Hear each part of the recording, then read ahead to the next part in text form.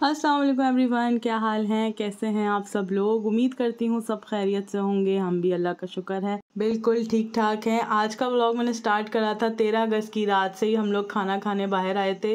ये शादमान की तरफ कोई अख्तर पकवान सेंटर की बिरयानी जो हमारे एरिया में काफ़ी मशहूर है, तो हमने कहा था पहली दफ़ा आज हम यहाँ पर आए हैं, तो हमने कहा इसकी बिरयानी काफ़ी फ़ेमस है तो हम ज़रूर ट्राई करनी चाहिए। ये मैंने इसका नाम शायद गलत ले लिया है, बल्कि अब आप देख सकेंगे मेन्यू में। अच्छा जी, बहरहाल हमने बिरयानी ऑर्डर की थी क्योंकि ये बिरयानी के लिए मशहूर था, और बस जिसको नहीं बिरयानी खानी थी उन्होंने टिक्का वगैरह ऑर्डर कर लिया था।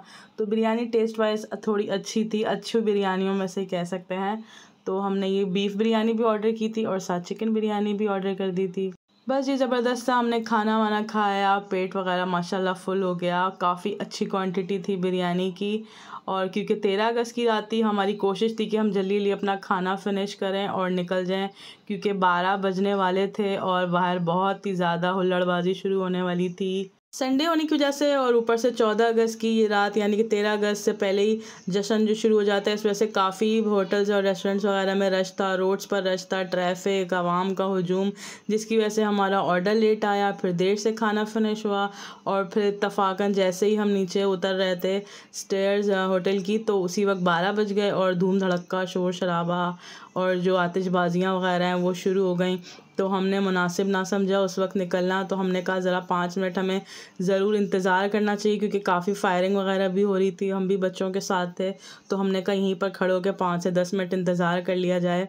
ये आप देख सकते हैं, थोड़ा सा मैंने ये कैप्चर किया है। सामने खूब धमाके, आतिशबाजियाँ और चिरागां वगैरह कर रहे थे। अच्छा, मैं ये देख रही थी जो पूं पूं बाजे जो बज रहे हैं, और आजकल की आवाम को या आजकल की जनरेशन को या हमारे बच्चों को ख़ास तौर पे यही पता है कि 14 अगस्त का मतलब है इंडिपेंडेंस डे और सेलिब्रेशन, और ग्रीन वाइट कपड़े पहनना, बाजे बजाना, सलेंसर की आवाज़ें निकालना, और ये धूम धड़क्का ही जो आतिशबाजियाँ, फायरिंग करना। तो बस इसको दिन को ये सेलिब्रेशन के तौर पे लेते हैं, लेकिन जो हमारे बुज़ुर्गों ने इसके पीछे कई कुर्बानियाँ दी हैं और कितनी मुश्किल से हमने ये वतन हासिल किया है, इस बात का तो बच्चों को आजकल का बिल्कुल अंदाज़ा नहीं है। और मेरे ख़्याल से हम ये आखिरी जनरेशन होंगे जो हम अपने बच्चों को बता सकते हैं, ताकि वो आइंदा आने वाली नस्लों को ये सिखा सकें कुछ हमारे वाक़यात वगैरह जो हमने तो अपनी आँखों से नहीं देखे, पर हमारी नानी मरहूमा बताती थी जब हम छोटे हुआ करते थे। नानी के घर हर हफ्ते हम रहने जाया करते थे, रात वहाँ स्टे करते थे, तो हम उनको बोलते थे कोई कहानी सुनाए, तो नानी उस वक्त ये कहानी अपने वाक़यात बताती थी कि कैसे हमने हिजरत की थी छोटे छोटे बच्चों के साथ, किन मुश्किल के साथ हमने वहाँ से बेसरो सामान आए थे, और जो हमारे कानों में बालियाँ या सोने की चूड़ियाँ या उस वक्त के हिसाब से जो भी कीमती सामान वो बेचारे लेकर आए थे, वो रास्ते में ट्रेन में ये हिंदुओं ने सिखों ने सब कुछ उनसे लुट लिटा लिया।